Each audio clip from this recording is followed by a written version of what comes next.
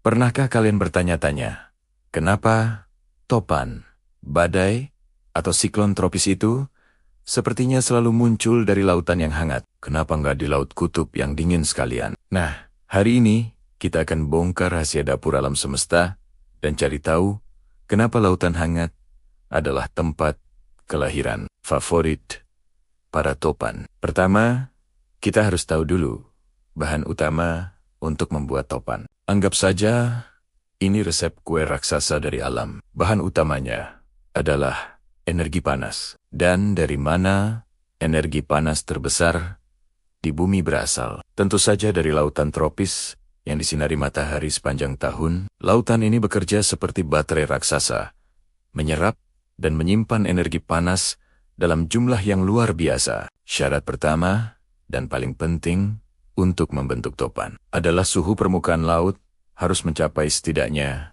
26,5 derajat Celcius hingga kedalaman sekitar 50 meter. Kenapa harus sehangat itu? Karena air laut yang hangat ini akan menguap dengan cepat. Uap air yang naik ke atmosfer ini ibarat bahan bakar jet untuk sebuah topan. Semakin hangat airnya, semakin banyak uap air yang dihasilkan. Dan semakin besar pula potensi energi yang dilepaskan. Nah, ketika uap air yang hangat dan lembab ini naik ke atas, ia mulai mendingin dan mengalami proses yang disebut kondensasi. Proses ini mengubah uap air kembali menjadi titik-titik air kecil untuk membentuk awan. Tapi yang paling krusial adalah saat kondensasi terjadi, ia melepaskan sejumlah besar energi panas yang tersembunyi, yang disebut panas laten. Energi inilah yang menjadi mesin penggerak utama topan, memanaskan udara di sekitarnya dan membuatnya semakin ringan, sehingga terus naik ke atas. Bayangkan sebuah balon udara panas. Semakin panas udara di dalamnya, semakin cepat ia naik. Begitu juga dengan udara di pusat badai. Proses pelepasan panas laten ini menciptakan area bertekanan rendah yang kuat di permukaan laut. Udara dari area bertekanan lebih tinggi di sekitarnya, kemudian bergegas masuk untuk mengisi kekosongan ini. Tapi, kenapa anginnya berputar dan tidak langsung masuk ke tengah begitu saja? Disinilah peran rotasi bumi, atau yang kita kenal sebagai efek Coriolis. Karena bumi berputar, udara yang bergerak menuju pusat tekanan rendah tidak bisa lurus. Di belahan bumi utara, udara ini dibelokkan ke kanan.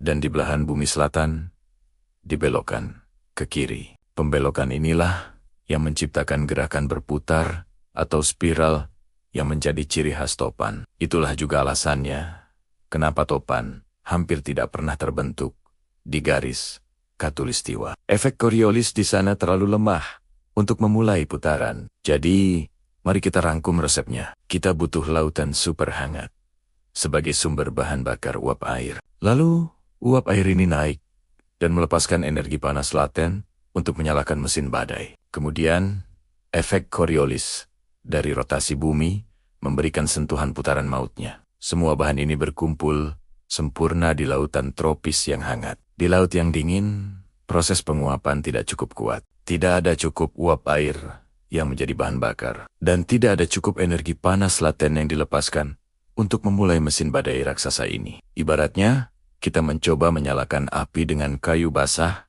dan dingin, pasti susah kan? Makanya, perubahan iklim dan pemanasan global menjadi isu yang sangat serius. Semakin hangat lautan kita, semakin luas area yang memenuhi syarat untuk menjadi tempat kelahiran topan. Ini berarti topan bisa menjadi lebih kuat, lebih sering terjadi, dan bahkan muncul di tempat-tempat yang dulunya jarang mengalaminya. Sekarang kalian tahu kenapa topan dan lautan hangat itu seperti dua sejoli yang tak terpisahkan. Mereka saling membutuhkan untuk menciptakan salah satu pertunjukan kekuatan alam yang paling dahsyat. Semoga penjelasan ini bermanfaat dan menambah wawasan kita semua tentang keajaiban sekaligus kengerian alam.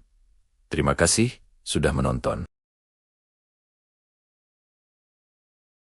Jangan lupa like, komen, dan subscribe agar kita bisa terus belajar hal-hal menarik lainnya bersama-sama. Sampai jumpa di video berikutnya. Jangan lupa like, komen, dan subscribe agar kita bisa terus belajar hal-hal menarik lainnya bersama-sama. Sampai jumpa di video berikutnya.